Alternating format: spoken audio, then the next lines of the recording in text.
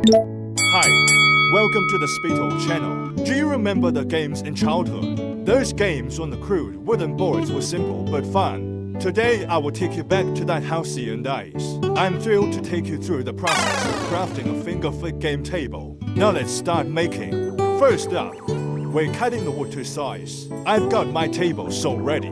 The base of the table will be 60 by 55 centimeters and 1.5 centimeters thick. Next, I'll cut the sides of the table, each 53 by 5 by 1.5 centimeters. With the main pieces cut, it's time to plan our next move. Using a ruler and pencil, I'll mark where we need to cut to make everything fit perfectly.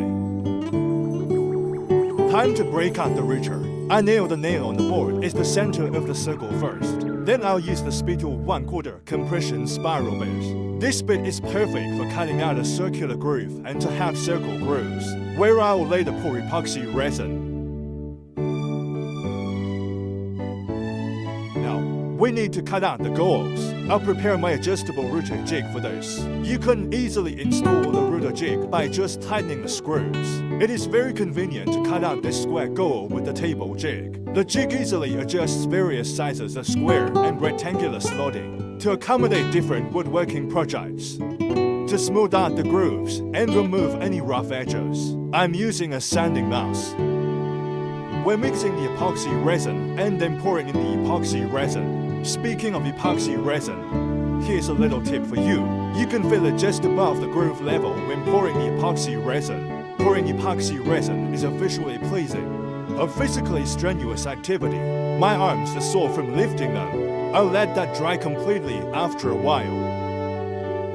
While the epoxy dries, let's work on the wooden strips. I'll cut the wooden strips at a 45-degree angle on the table. So, next, I'll create grooves inside these wooden strips using a SpeTool 1/2 upcut spiral bit. These grooves need to be the same width as our baseboard and positioned about 2 millimeters from the bottom edge. After that, I'll trim the baseboard to its final size of 50.6 by 50.6 centimeters. With our pieces ready, I'll smooth the baseboard surface using disc grinder. Sandpaper starts with 60 grit and changes to 120 grit for a fine finish. Now, let's mark where the small wooden sticks will go. I'll measure the distances and use a pencil to mark the spots on the baseboard. We'll draw intersecting lines to find the exact points to drill the holes. Using an electric handy drill, I'll make holes for the small wooden sticks, matching their size perfectly. Here's what the board looks like with all the holes drilled. Time to assemble the game table. I'll apply wood glue into the grooves of the wooden edge strips, spreading it evenly. I'll then fit the baseboard into the grooves, using a rubber hammer to ensure everything fits tightly. Do the same for the remaining wooden strips. I'll secure the corners with masking tape and let it dry for 24 hours. You can see how tightly everything fits together now. Next, I'll cut slots into the corners of the table, using a 45-degree mold on the bandsaw. And I'll need thin wooden inserts that fit perfectly into these slots. After cutting the inserts, I'll apply wood glue into the slots and on the inserts. Press the insert into the slot by my hand first. Then I need to tap them into place with a rubber hammer, ensuring they're fully embedded.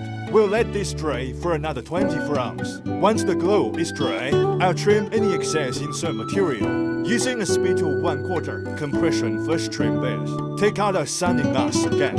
I want the table corners to be nice and smooth. A protective layer of wood wax oil on the surface will bring out the natural beauty of the wood and protect it for years to come. So I'll apply a coat of wood wax oil to the surface. Next, I will make some small sticks. Finally, insert the small sticks into the holes. And there you have it. Our finger flick game table is complete. Thanks for watching. I hope you enjoyed this project as much as I did. See you next time.